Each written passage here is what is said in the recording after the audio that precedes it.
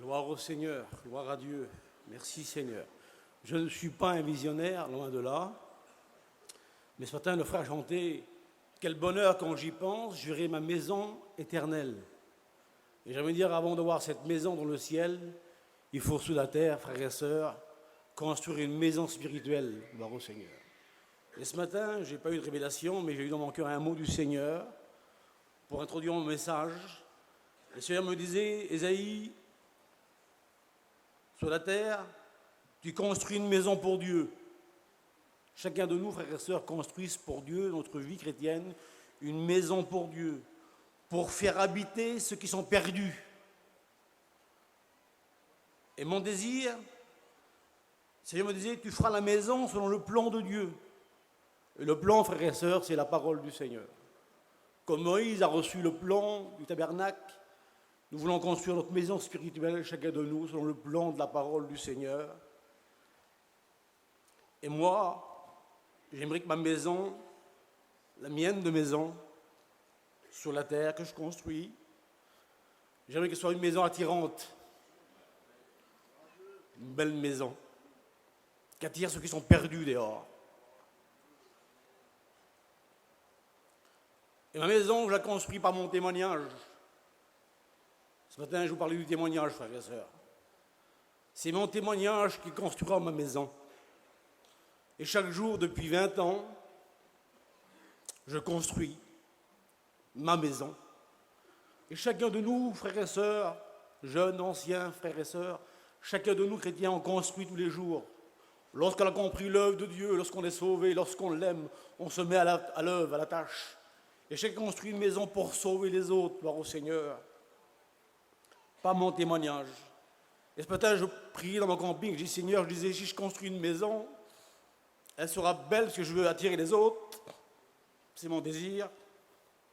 Je dis Seigneur, je ne voudrais pas être la porte. Je voudrais construire, mais pas être une porte. Et je me dis dans mon cœur, parce que moi, je néglige parfois. Ma vision n'est pas bonne. Je ressemblerai peut-être au frère du fils prodigue.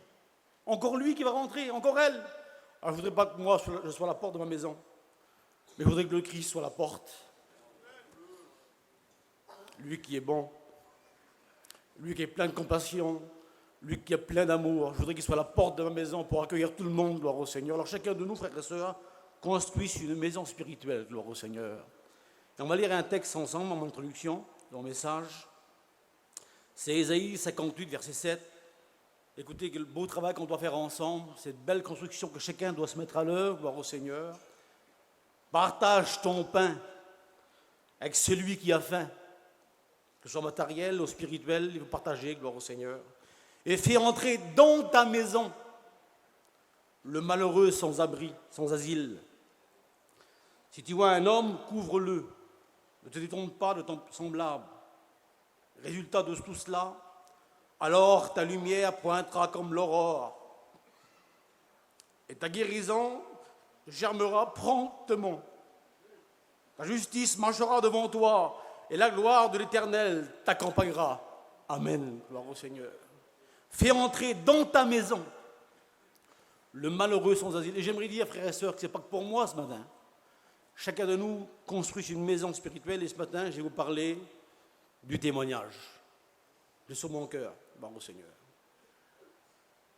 Mais dans cette maison spirituelle, Dieu fait une demande à chaque chrétien, chaque chrétienne, vieux ou ancien. La demande de Dieu pour cette maison, qu'elle soit spirituelle, accueillante, il faut, comme la Bible dit dans Ésaïe 49, verset 20, la demande de Dieu, écoutez-la, frères et sœurs, et le Seigneur qui parle pour vous et moi ce matin, laissons-le parler, laissons-le agir, parce qu'il nous connaît. L'espace est trop étroit pour moi, Dieu dit. Fais-moi de la place. Dieu veut de la place dans nos vies ce matin.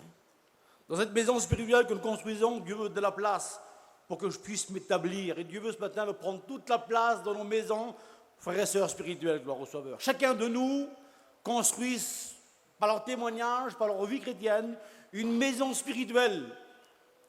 Un asile pour les pauvres, pour les malheureux. Et dans la parole de Dieu, il y a 6 villes de refuge où les gens, ceux qui n'étaient pas aimés, ceux qu'on devait faire du mal, Dans la Bible, il y a pour eux six villes de refuge.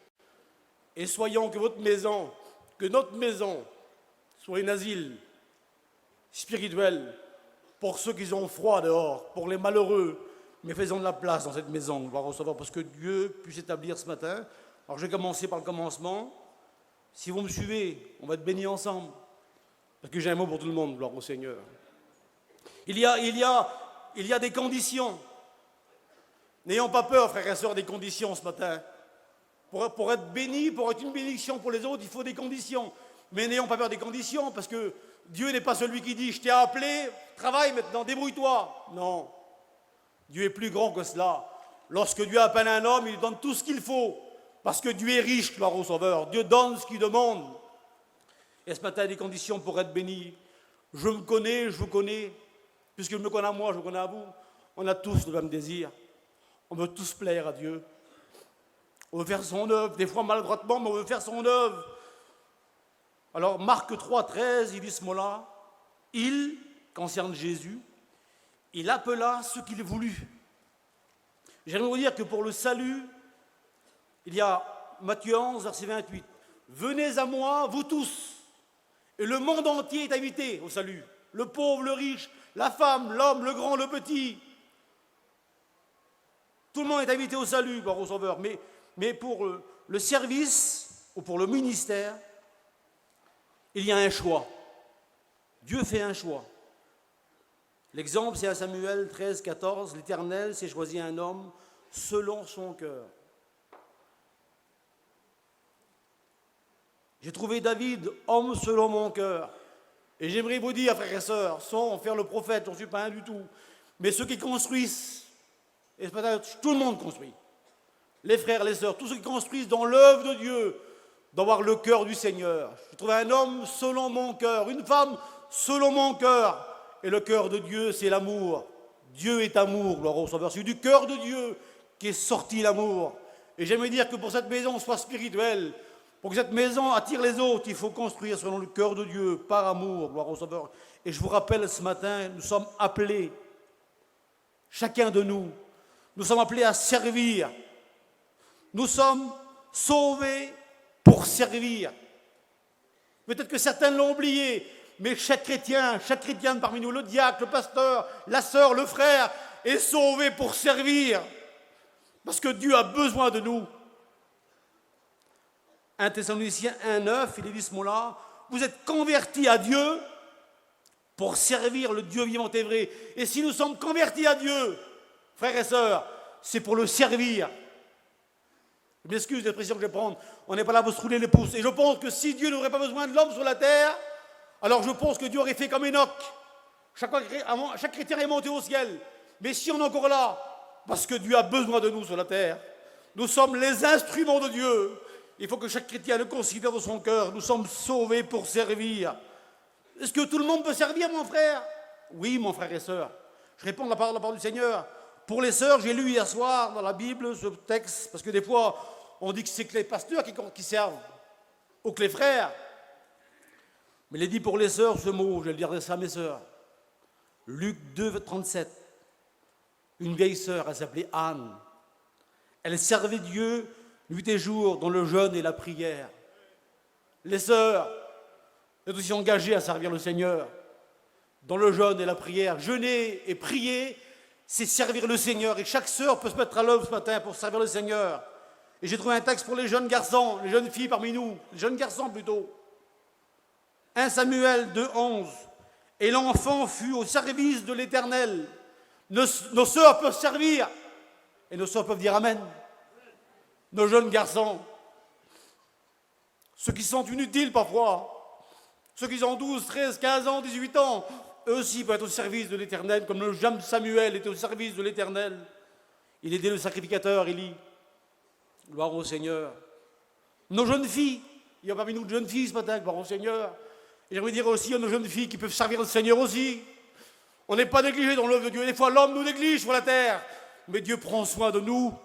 Parce que Dieu est un père, et puis les jeunes garçons comme les jeunes sœurs, les jeunes filles aussi peuvent servir le Seigneur. 2 Rois 5, 4. Quel bel exemple merveilleux pour nos jeunes filles ce matin que j'aimerais encourager dans le Seigneur. La jeune fille du pays d'Israël a parlé de telle et telle manière. Elle a témoigné au roi. Et par son témoignage, elle a fait une grande bénédiction.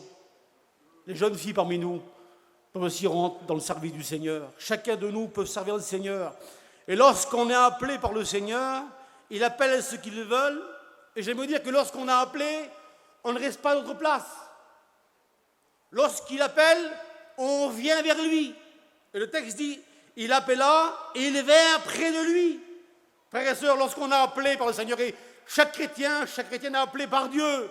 Et lorsqu'on a appelé, on doit venir près de lui, près du Maître, le divin potier, c'est lui. On doit venir près de lui ce matin pour être formé dans l'obéissance, dans l'intimité du Maître. Et chaque personne, individuellement ce matin, pas en masse, mais il m'a appelé, alors je vais venir près de lui. Quelle raison? Pour être formé par lui, pour avoir avec lui une intimité spirituelle, parce que chaque chrétien, chaque chrétienne a besoin dans sa vie de l'intimité avec le Seigneur. J'ai appris une histoire que j'appelle l'histoire de Luc, je vais vous l'expliquer 2 minutes. Je suis chez moi ici. J'aime la parole de Dieu et j'aimerais vous bénir ce matin, frères et sœurs. Sa parole bénie. Chaque personne ici présente ce matin, chaque chrétien a besoin de venir près du Maître. Et nous sommes venus par la grâce de Dieu pour être formés dans ses mains. Il est le divin potier, gloire au Sauveur. Et dans le Maître qui est le Seigneur, je veux l'intimider avec lui.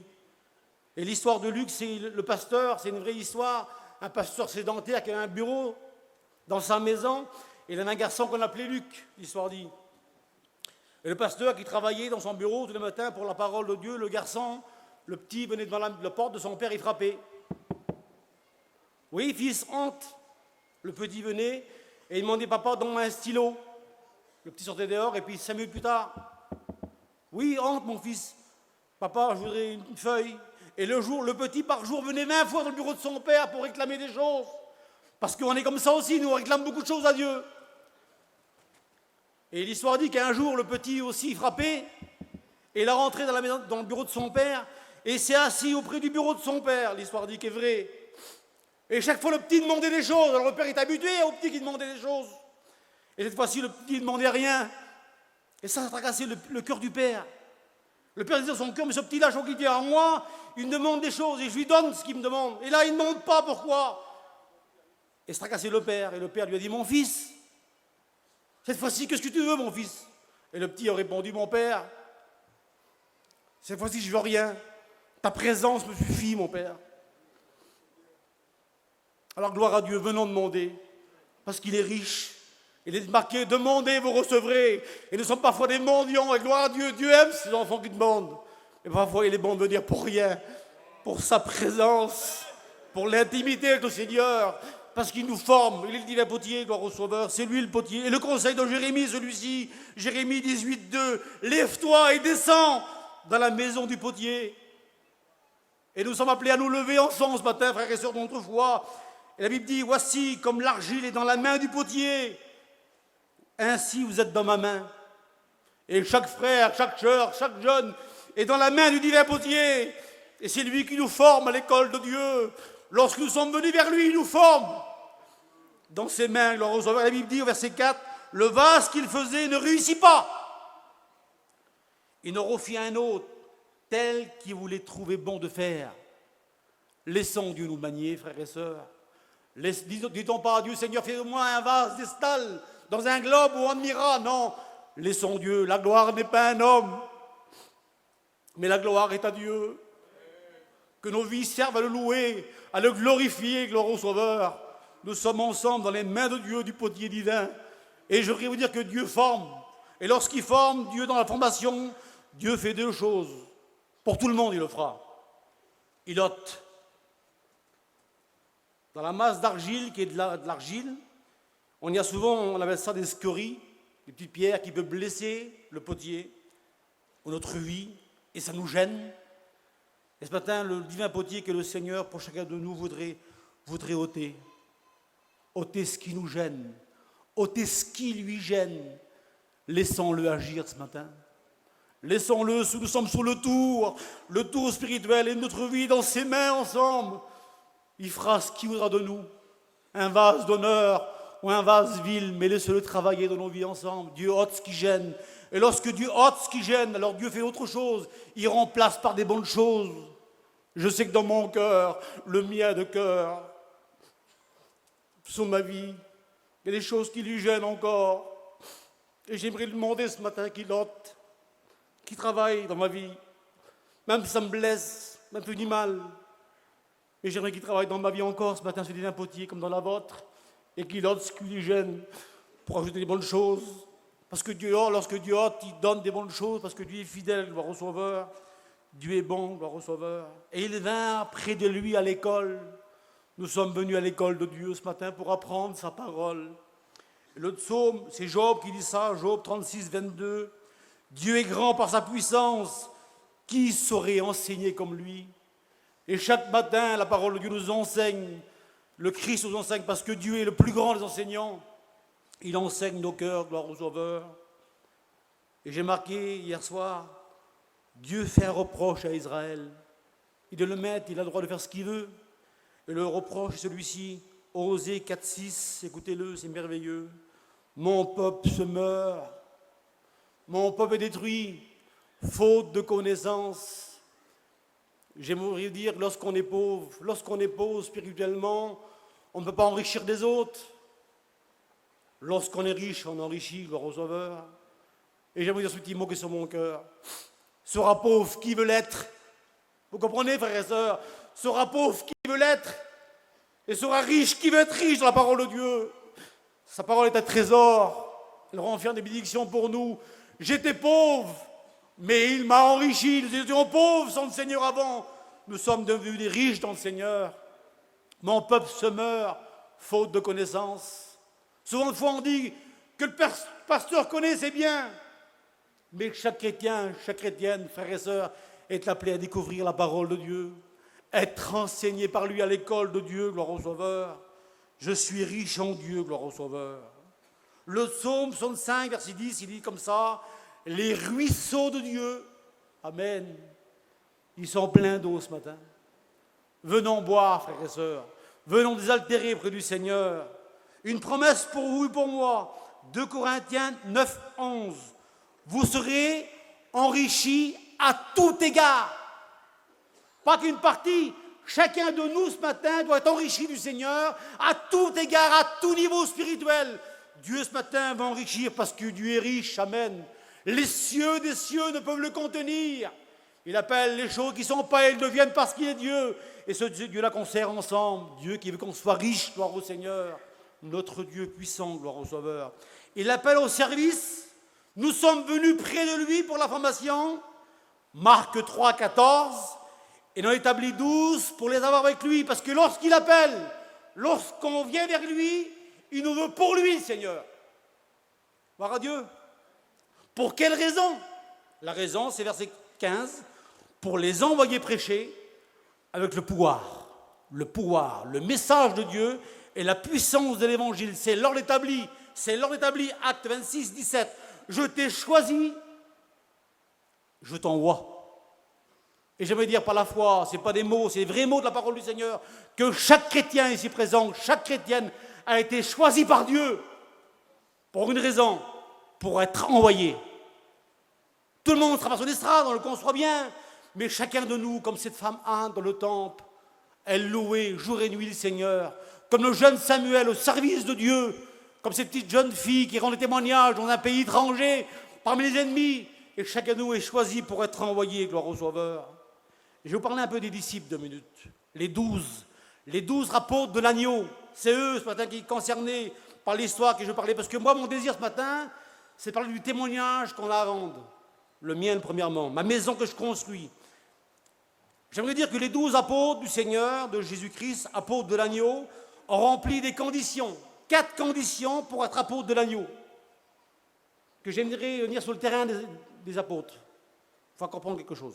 Je parle vite, excusez-moi. Ils ont rempli 4 conditions. Première condition se trouve dans Acte 1, verset 21. Pour être apôtre de l'agneau, il fallait avoir le privilège d'avoir accompagné Jésus tout le long de son ministère. 3 ans et demi que Jésus sur les chemins d'Israël. Deuxièmement, il fallait avoir le privilège d'avoir vu le baptême de Jean-Baptiste avec ses yeux. Troisième privilège qu'ils ont eu, ils ont été témoins oculaires, visibles, de la résurrection de Jésus. Quatrième privilège qu'ils ont eu, ils ont vu le Christ monter au ciel à l'Ascension. C'était les conditions pour être apôtre. Suivre Jésus tout le long de son ministère, 3 ans et demi, avoir vu le baptême de Jean-Baptiste, avoir vu le Christ ressuscité et avoir vu le Christ monter au ciel. Ça, c'est les disciples qui ont vécu ça. Et j'aimerais vous emmener sur le terrain de l'Évangile ce matin, si je peux le faire par la parole du Seigneur. Les disciples, les 12, ont vécu ces 3 ans et demi que Jésus. Quel témoignage sérieux le Seigneur qui avait tout le long sur la route qu'on travaillait pour le Père, pour sauver des âmes. Rien ne l'arrêtait au Seigneur. Et j'aimerais vous dire que pour les disciples, servir Dieu, c'est important. Est-ce que pour vous, servir Dieu, c'est important? Chaque chrétien. Pour eux, c'est important parce qu'ils ont vu Jésus à l'œuvre. Jour et nuit, rien ne l'arrêtait. Et toujours faire l'œuvre de son Père. Et un jour, il y avait dans Acte 6, parce que je continue mon petit message, c'est pas compliqué, vous me suivez. Il y avait des murmures. Parce que Jésus était mort, Jésus aurait été ressuscité, Jésus est monté au ciel, les disciples étaient sans maître. Jésus n'était plus là. Elle avait dit que le nombre des disciples ont augmenté. Et il y a eu des murmures.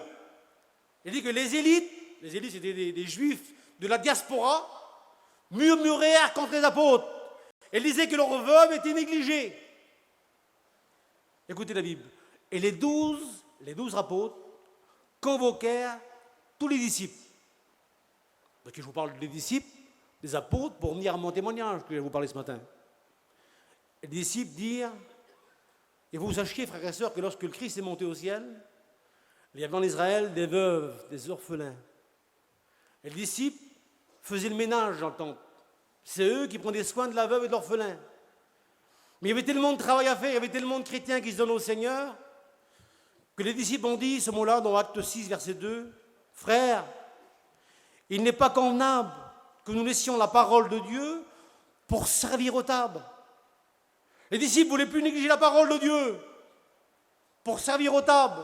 Il y avait trop de travail à faire. Alors, à leur tour à eux, parce qu'eux aussi ont été choisis par le Seigneur, eux aussi ont venu vers Jésus, eux aussi ont été formés par le Seigneur. Alors, leur désir, c'est de former des hommes à leur place, qui prennent leur place à eux, vous comprenez, frères et sœurs? Alors, c'est pas facile. Ils n'ont pas choisi n'importe qui. C'est sérieux, très sérieux pour eux, l'évangile, leur sauveur. Et une condition est demandée, une condition spéciale. J'aurais demandé autre chose que cela, moi. Mais la première condition demandée par les disciples est celle-ci, dans Acte 6, verset 3. Elles sont bizarres, la condition. Mais elle est spirituelle. Et c'est ce matin là ce que je vais m'adresser avec vous. De qui il en rend, on va engager des hommes, mais de qui on rend un bon témoignage. Et le temps qui me reste, je vais vous parler du témoignage. Et j'aime parler à moi, de mon témoignage. Et je voudrais vous dire quelque chose qui est vrai. Je me tracasse beaucoup. Je me tracasse beaucoup, comme vous ce matin, pour mon témoignage. Parce que j'ai appris par expérience que ma maison que je construis depuis 20 ans, pour d'autres c'est plus vieux, c'est 50 ans, 40 ans, je construis ma maison et des fois j'aurais voulu agir autrement. Mais pour ne pas détruire ma maison, je n'ai pas agi autrement. J'ai resté dans la règle de l'évangile. J'aurais voulu faire comme l'autre, mais je ne peux pas, ma maison je la construis. Je sais qu'une maison depuis 30 ans de construction, en 1 heure on peut la casser. Alors je surveille ma maison. Je surveille mon témoignage. De qui il en rendra un bon témoignage? Et tout le monde est concerné ce matin. Le vieux comme le jeune, le serviteur comme le chrétien, le diacre, chacun est concerné par son témoignage, sa propre vie, gloire au Sauveur. De qui il en rendra un bon témoignage? J'aimerais vous dire, frères et sœurs, que notre témoignage est plus fort et plus grand que mon langage. Mon langage est bien gentil, mais c'est que des mots, ça passe. Et mon témoignage restera marqué à vie. Et ce matin, nous sommes appelés à rendre un bon témoignage. J'aimerais vous dire que le bon témoignage, frères et sœurs, rendra la femme plutôt, rendra l'homme, rendra le jeune garçon, rendra la jeune fille très fort. Lorsqu'on a un bon témoignage, on est fort. On est fort dans le spirituel, gloire au Sauveur. On est fort, on attirera les autres à l'évangile. Et j'aimerais ce matin vous inviter que ces notes excitent vos cœurs à venir à prendre position ce matin. Que la parole de Dieu réveille en nous des bons désirs. Dieu crée en nous le vouloir et le faire. Et dans notre vie, je sais que chacun le fait comme moi. Je ne suis pas plus spirituel que vous, ni moins. Mais chacun est comme moi ce matin. On se tracasse notre vie spirituelle, gloire au Sauveur. J'ai marqué ce matin ce que j'ai écouté plusieurs fois. Si on ne vit pas ce que l'on dit n'apportera pas la vie. Si on parle de gentillesse et qu'on est méchant, ça ne marchera pas. Si on parle de pardon et qu'on ne pardonne pas, ça ne marchera pas non plus. Si on parle d'amour et qu'on est méchant, ça ne marchera pas non plus. Il faut vivre ce que l'on dit, gloire au Sauveur, pour que le fruit porte. Il faut pas que des mots. Pourquoi, frères et sœurs, que nous croyons, nous, vous et moi, à 1 Jean 4,8? Qu'est-ce qu'il écrit dans 1 Jean 4,8? Dites-moi-le. Dieu est amour. Pourquoi que moi je crois Dieu est amour? Est-ce qu'il est marqué juste Dieu est amour? Non. Il y a une preuve. Je n'aurais pas de preuve, j'y croirais pas. Mais la preuve, c'est Jean 3,16. Dieu a aimé. Merci. Il n'y a pas que des mots. Il donne. Il prouve par des actes. Il donne son fils ce matin. Et je voudrais que mon amour, la vôtre d'amour, frères et sœurs, ne soit pas que des mots. Il faut prouver notre amour pour le Seigneur, pour apporter la vie aux autres, par au Sauveur. Et j'aimerais vous dire que Dieu honore. Ah, merci Seigneur. Qu'un ancien m'honore, merci. Les frères, matin, ils m'ont honoré. Ils m'ont laissé la place. Merci au Seigneur. Merci, mon frère. Mais Dieu honore. C'est plus important que Dieu honore un homme, que Dieu honore une femme, que Dieu met le tampon sur lui.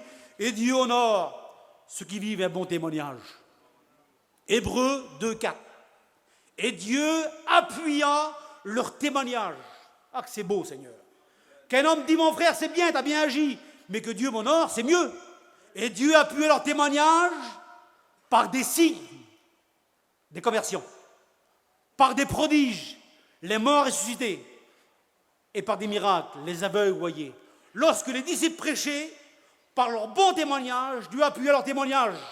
Lorsqu'ils passaient dans l'évangélisation, lorsqu'ils prêchaient l'évangile, des âmes étaient sauvées, les morts étaient ressuscités et les malades étaient guéris. Dieu appuyait leur témoignage. J'aimerais dire que Dieu appuie le bon témoignage, par des signes, par des prodiges. Et pour tout le monde ce matin, Dieu veut le faire lorsqu'on vivra un bon témoignage, gloire au Sauveur. J'ai marqué une note importante. Lorsqu'on veut plaire à Dieu, j'ai marqué ça hier soir, lorsqu'on veut plaire à Dieu par notre bon témoignage, on touche l'intention de Dieu. On touche Dieu lui-même. Job 1, verset 8. Et Dieu dit, Dieu se fait fier. Et j'aimerais Dieu qu'il soit fier de moi. J'aimerais que Dieu fasse fier de vous ce matin. Dans le ciel de gloire, qu'il se fasse fier de nous. On est fiers de son fils. On est fiers de sa fille. On est fiers de ceux qu'on aime. Et j'aimerais que Dieu dans le ciel se fasse fier de nous ce matin. Pourquoi il s'est fier de son fils? Pourquoi Job le dit, Job 1, 8. Et Dieu parle à Satan, l'ennemi juré, et lui dit, as-tu remarqué mon serviteur? Quelle beauté, Seigneur. Parce qu'il vivait bien. As-tu remarqué mon serviteur? Il n'y a personne comme lui sur la terre. Il est intègre, il est droit, il craint Dieu et il se détourne du mal. Et Dieu se fait fier de lui dans le ciel. Il montre cet homme-là, ce serviteur, à Satan. Parce que cet homme-là vivait un bon témoignage. Mes frères et sœurs, nous voulons honorer Dieu ce matin. Et nous voulons que Dieu nous honore. Parce que nous vivons un bon témoignage pour le Seigneur. Ce n'est pas que des mots, il n'y a pas que des mots dans la Bible, ce n'est pas écrit pour que ça fasse beau. Nous sommes des lettres écrites. Et une lettre ne parle pas. On la lit. Ne parlons pas, frères et sœurs. Laissons-nous lire. Que les gens nous lisent. Le frère a la paix, là. Il a la paix en lui. il a la joie, il a l'espérance. Nous sommes des lettres au cri des hommes. Que chacun soit lié par les autres, gloire au Sauveur, pour apporter la gloire au Seigneur. Il y a un bel exemple dans la parole de Dieu, c'est Enoch, l'homme de Dieu, par son témoignage. Genèse 5, 24, il est dit que Enoch marcha avec Dieu 300 ans et Dieu le prit. Enoch est le symbole de l'Église. 300 ans de marche et Dieu le prit. Il disparut, personne ne le veut plus. Pourquoi il disparaît? Quelle est la raison de son départ? Pourquoi que Dieu le prit? La réponse se trouve dans Hébreux 11, verset 5. Le pourquoi? Car avant son enlèvement, il avait reçu le témoignage qu'il était agréable à Dieu. Et voilà pourquoi que Dieu l'a pris. Parce que son témoignage était agréable et Dieu l'a pris. Tellement que son témoignage était merveilleux à Enoch, tellement que le témoignage plaisait à Dieu, il a dit maintenant viens avec moi. Et il l'a pris dans sa maison. Et j'aimerais dire que ceux qui vivent un bon témoignage seront pris, seront agréables à Dieu, gloire au Sauveur. Et Dieu aime ce bon témoignage agréable à Dieu. Frères et sœurs, je vous dis que j'ai mes mots ce matin, j'aime bien une bonne liberté, là où il y a l'esprit aussi, la liberté du Seigneur. Ne faisons rien pour être vus des autres, ça ne sert à rien. Les pharisiens le faisaient, ils ont eu la gloire des hommes. Mais Jésus nous dit ce matin, quand tu veux prier, entre dans ta chambre, ferme ta porte, et prie ton Dieu en secret, et lui du ciel te répondra, gloire au Sauveur. Non, en faisant rien, mais faisons pour la gloire de Dieu, pour son œuvre, gloire au Sauveur.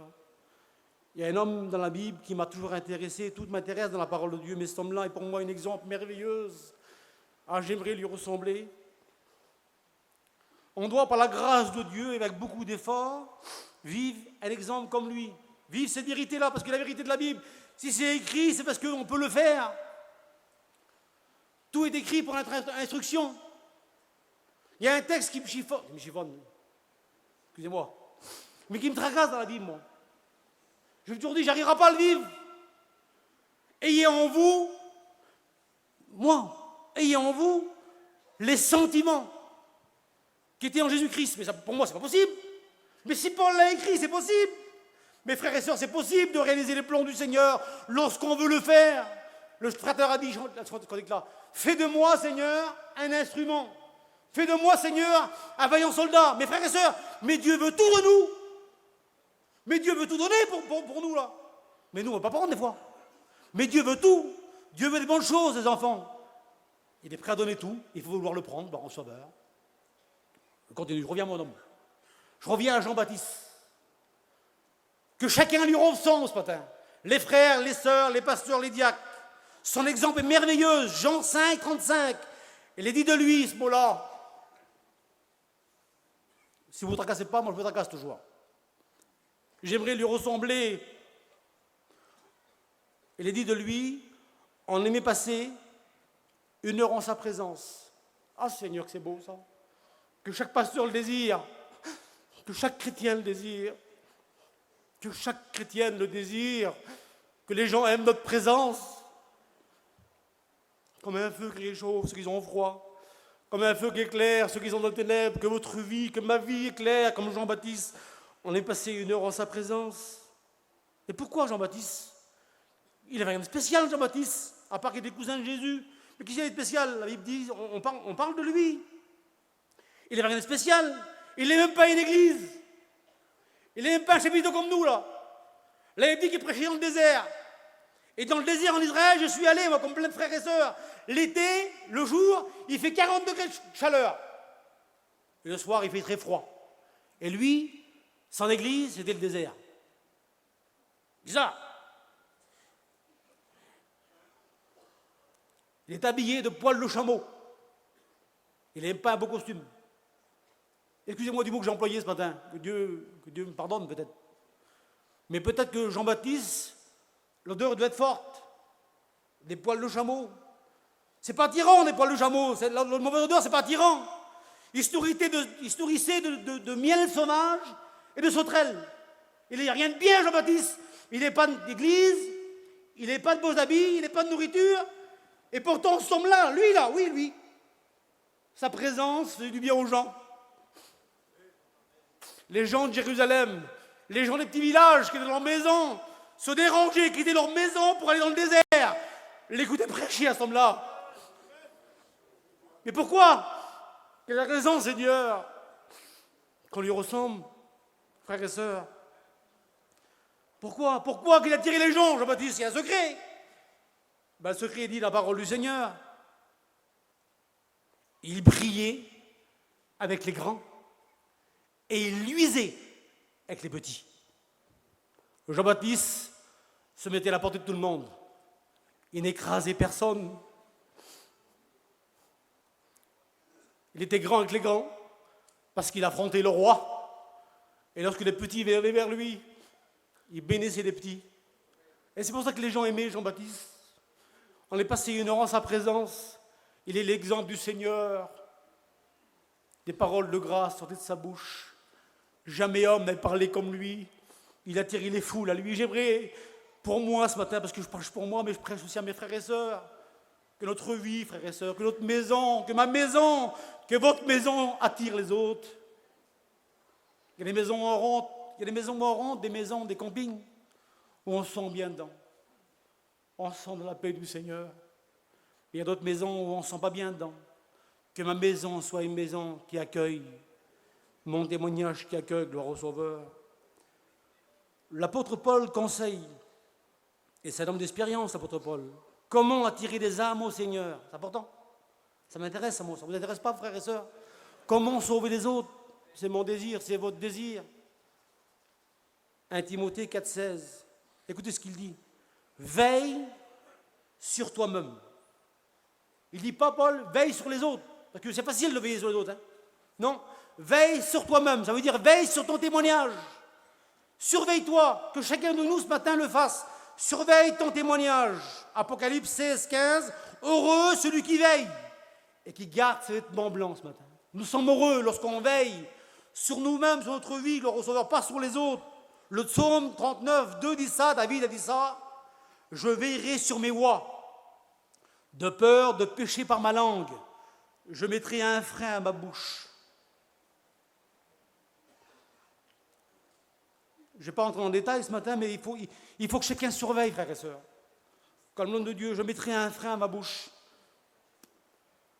Moi, mon ennemi, j'ai un ennemi, je vous le dis quand même.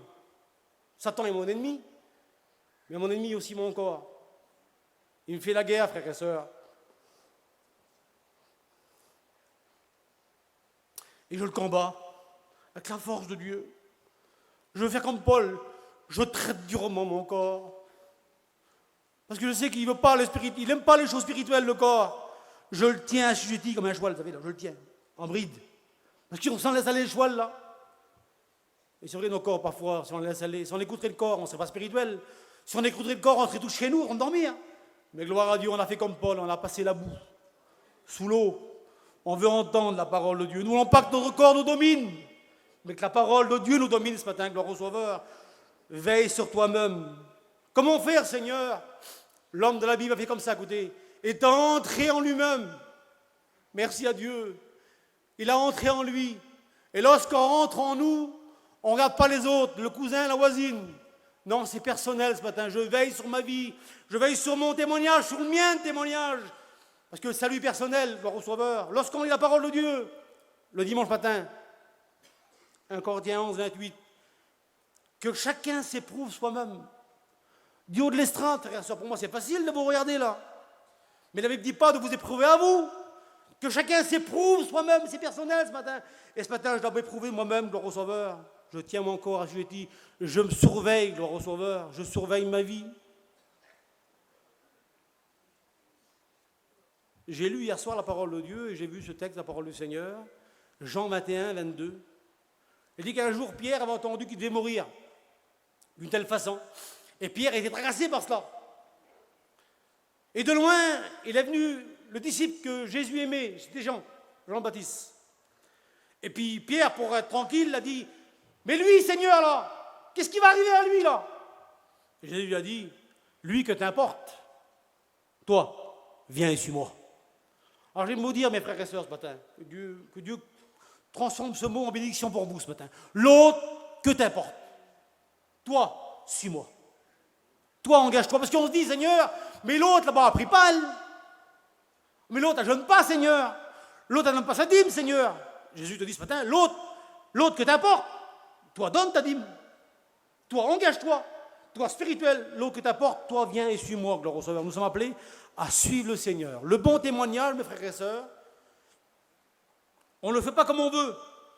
On le fait selon le plan de Dieu. Et Dieu a un plan pour ça. Pour la maison, qu'elle soit édifiée comme Dieu le veut, il y a un plan. On commence par les paroles du Seigneur. Le bon témoignage commence par les paroles de Jésus. Acte 1, verset 8. Et Jésus dit à tout le monde ce matin, les frères, les sœurs, tout le monde, vous serez mes témoins. Ah, attention, une précision est donnée. Et lorsqu'on lit la parole de Dieu, on est précis. Il faut commencer, Jésus a dit, par Jérusalem. J'ai apporté ça aux étudiants, ça les mots. Il faut commencer. Qui veut être témoin ce matin? Levez la main pour moi. Tout le monde veut témoin. Alors on va faire ce que Dieu a dit. On fait ce que Jésus a dit, et puis tout ira bien. Que c'est lui le maître. Il connaît le chemin, lui. Il a fait un plan, Dieu. Il est aussi l'architecte de ce plan. Et vous et moi, nous sommes rentrés dans le plan du Seigneur. Et on va construire selon le plan de l'Évangile. Alors tu vas être témoin, vous serez mes témoins, et gloire à Dieu, nous sommes les témoins du Seigneur. Il faut commencer par Jérusalem. Alors Jérusalem, pour certains, c'est la ville où on va, seconde fois, au mois de novembre. La ville du grand roi, la ville des patriarches. Et j'ai marqué pour moi, alors je vous parle avec mon cœur, parce que moi, s'il n'y a pas de cœur, ça ne marche pas. Hein. Il faut mon cœur qui parle. Pour moi, Jérusalem, c'est ma camping, vous voyez là-bas. Dans ma camping, moi, il y a ma femme. Dans ma camping, il y a mes enfants. Et pour moi, Jérusalem, c'est là. Dans ma camping. Pourquoi Jérusalem? Pourquoi c'est un camping, Isaïe, toi? Ben, Paul me dit, 1 Timothée 3, 4 à 5, il faut, c'est moi, il faut qu'il dirige bien sa propre maison. Et Dieu m'appelle, à moi, comme à vous, à bien diriger sa propre maison. Frères et sœurs, je vous pose une question, ou je me pose la question de tout mon cœur. Répondez dans vos cœurs ce matin. Quel est l'exemple que nous laissons à nos enfants? Il serait peut-être bon ce matin de s'arrêter dans sa vie. La Bible dit ce mot-là, je ne sais pas où c'est le texte, mais écoutez le texte de la parole de Dieu. Regarde tes pas dans la vallée et considère ce que tu as fait. Il serait peut-être bon de s'arrêter ce matin et puis de se retourner un petit peu pour voir ce qu'on a fait. Qu'est-ce que j'ai fait depuis le temps, depuis 5 ans, depuis 10 ans, depuis 20 ans? Quel est l'exemple que j'ai laissé à ma famille, Seigneur, à mes enfants? On a vu des exemples positifs, mais il y a parfois des exemples négatifs de témoignages. Et j'en ai trouvé un, Genèse 19, 14 plutôt. Il est concerné de Lot. Il dit que Lot sortit et parla à ses gendres, qui avaient pris ses filles. Et il dit, levez-vous, dit-il, sortez de cette ville, car l'Éternel va détruire la ville. Un bon désir qu'il avait lui. Ses enfants allaient mourir. Levez-vous, la ville va être détruite. Écoutez les résultats. Mais aux yeux de ses gendres, il parut plaisanter. Ah Seigneur, la mort était là, le danger était là, parce que le témoignage n'était pas bon. Ses gendres ont cru plaisanter. Il n'est pas de bon témoignage. Et j'aimerais vous dire ce petit mot-là, sans blesser personne, parce que je ne suis pas là pour blesser, on est là pour construire ensemble. Que le mauvais témoignage nous fait perdre ce qu'on aime. Et ce matin, le bon témoignage nous fera rattraper ce qu'on a perdu, gloire au Sauveur, parce que Dieu est même un bon témoignage, gloire au Sauveur. Écoutez ce mot, 1 Jean 3, 18. Je rends gloire à Dieu parce que je n'ai pas écrit rien dans la Bible. Et ces paroles-là, on n'a pas le droit de les cacher, parce qu'ils sont inscrits pour notre instruction. Et Jean dit, petit enfant, c'est vous et moi, n'aimons pas avec la langue. C'est facile, mes frères et sœurs. Mais en action et en vérité. Il faut des preuves. Je t'aime, tu m'aimes, mais on n'est pas ensemble. Ce matin, il faut des preuves. Mon témoignage se suit par des preuves. des preuves. 2 secondes. Il faut des preuves. J'ai écouté une histoire un jour d'un homme qui disait, en prêchant, un homme vient dans le micro et il se présente. Hein, on vous l'a ensemble. Il dit, je suis Moïse. Alors, Seigneur, mais nous, les chrétiens, on est lecteurs de la parole de Dieu, nous. Nous, on sait ce que Moïse a fait, oui ou non? On sait tout ce que Moïse a fait, du pied à la tête, nous. De A à Z, on sait tout ce que Moïse a fait. Et l'homme, il dit, je suis Moïse, moi. Ah, t'es Moïse, frère? Oui. Ben moi, Moïse, je le connais, moi. Je sais ce que Moïse a fait, moi. Ben moi, tout ce que Moïse a fait, je le sais. Moi, je sais la vie de Moïse. Et vous aussi, frères et sœurs. On sait les grands faits de Moïse. Mais il dit, moi, je présente chez Moïse. Ben, montre-nous ce que tu as fait, là. Parce que Moïse, on sait Moïse ce qu'il a fait. J'ai marqué hier, vite fait, là, pour vous dire. Moïse a construit le tabernacle. Était composé de 2 parties. Hein? Je suis allé en Israël, j'ai vu ce tabernacle, là. Une partie découverte, une partie couverte. Et puis tout ce qui est intérieur, on le sait. Et lui, il dit, moi, je suis Moïse. Alors, montre-moi ce que tu as fait. Alors, il ouvre une grande hangar, l'homme disait. Et il monte un petit chapiteau. Un petit chapiteau rond, là. Mais l'homme dit, mais t'es pas Moïse, toi. T'es un clown. Ah, mais c'est pas rigolo. Oui, parce que lui, il dit que c'est Moïse. Mais Moïse a fait le tabernacle. Il y a de l'eau partout dedans. Les tables de pain, tout ce que vous voulez. Donc, je tout marqué là. Mais il dit que c'est Moïse, mais il n'a rien fait. Il monte un chapiteau tout petit. 5 sur 5. Mais c'est pas Moïse, mon frère, toi. Des mots ne prouvent rien. Des actes prouvent quelque chose. L'autre dit, moi, je suis Noé, si vous voulez. Mais Noé, on le connaît aussi, nous. Noé a fait un grand bateau. 150 mètres de long, 25 mètres de large, 5 mètres d'auteur. 4 mètres d'auteur, c'est pas vous voulez, moi. Ah, t'es Noé, toi, oui. Ah, je suis Noé, moi. Ben, montre-moi ce que tu as fait. Il ouvre une hangar, il monte un bateau à rame, vous savez, là. Ah, mais t'es pas Noé, toi. T'es un touriste, toi. Ah oui, c'est mieux. Il y en a qui se disent Moïse, Noé, mais nos preuves ne le suivent pas, mes frères. Ne parlons pas, montrons des preuves. Il y en a trop qui parlent. Il y en a trop qui prétendent des choses et ils n'en sont pas vraies. Ce matin, ne parlons pas, mais montrons des preuves de notre vie, que se construit pour le Seigneur. Le bon témoignage par des preuves, gloire au Seigneur. Et j'ai presque terminé, frères et sœurs. N'oublions pas les paroles de cet homme. On l'appelait le Sadhu Sundarsin. Et tout le monde est concerné ce matin. Il a dit ce mot-là, avant d'être dans le ciel, une étoile pour les autres. Sois d'abord dans ta maison, une petite bougie. C'est le conseil de Dieu pour nous ce matin. Ah, il y en a plein qui veulent éclairer le monde. Ils veulent éclairer toujours les autres. Et sois d'abord dans ta maison, une petite bougie. J'aimerais dire, sans blesser personne ce matin, j'aimerais la dire de la part du Seigneur. C'est facile d'être spirituel chez les autres. On ne vous connaît pas. Et moi, je peux être chez vous le plus spirituel de tous. Je peux vous tromper, moi. C'est facile d'éclairer les autres. Mais Dieu demande d'être dans nos maisons une petite bougie ce matin pour éclairer nos notes. On peut être trompé par les autres. Le grand Samuel, l'homme de Dieu, le prophète de l'Éternel, l'homme qui a oint David. Lorsque Dieu l'a envoyé dans la maison d'Isaïe, il a dit, tu oindras son fils pour roi. Et lorsqu'Isaïe, Samuel est venu plutôt, avec la corne d'huile pour oindre son fils roi, lorsqu'il a rentré, il a vu ces grands garçons là, Eliab, tous ces grands hommes. Et Samuel, qui est un homme de Dieu pourtant, un homme d'expérience, il a dit, c'est lui là. Dans son cœur, il a dit, c'est sûrement lui là. Un grand garçon, un grand gaillard, une grande carrure. Et Dieu lui parle dans son cœur. 1 Samuel 16, 17. Et Dieu lui dit, ne prends pas garde à l'apparence. L'homme regarde ce qui frappe les yeux, mais Dieu regarde au cœur. Alors j'aimerais me dire à moi qui vous parle si bien ce matin, que l'apparence, Dieu n'a rien à faire.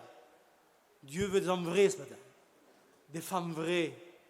Il n'y a que ceux qui sont vrais, excusez-moi d'expression, il n'y a que ceux qui sont vrais, des vrais témoins, que de leur maison viendra ceux qui sont dehors, les perdus, ceux qui attireront les autres à l'évangile de leur Sauveur, parce que Dieu regarde au cœur.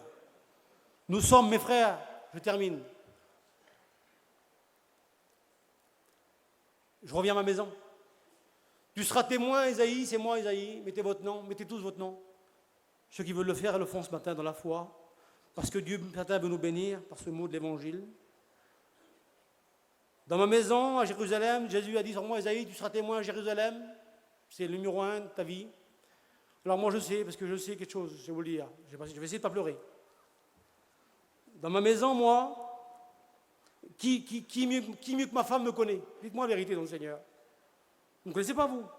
Il y a mon cousin qui est là en face de moi, il me connaît pas, un petit peu il me connaît. Mais personne ne me connaît à part ma femme. Mes enfants. Croyez-vous que moi je vais tromper ma femme? Non. Par contre, à vous, je peux vous tromper. Mais ma femme, jamais je ne la trompe pas. Ma femme, elle sait qui je suis. Ma femme, c'est ce que je vaux. Mes enfants, ma copine, j'ai un garçon et 3 filles, moi.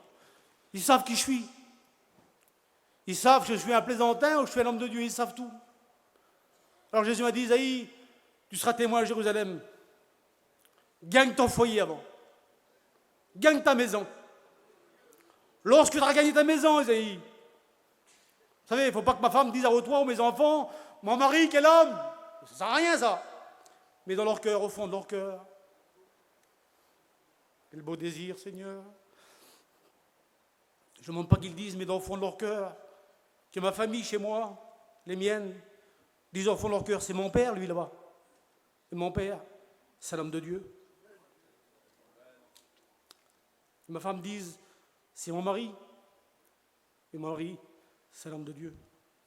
Qu'on dise sur vous, les sœurs, c'est ma compagne, elle, là. Et ma femme, quelle femme de Dieu que c'est, Seigneur.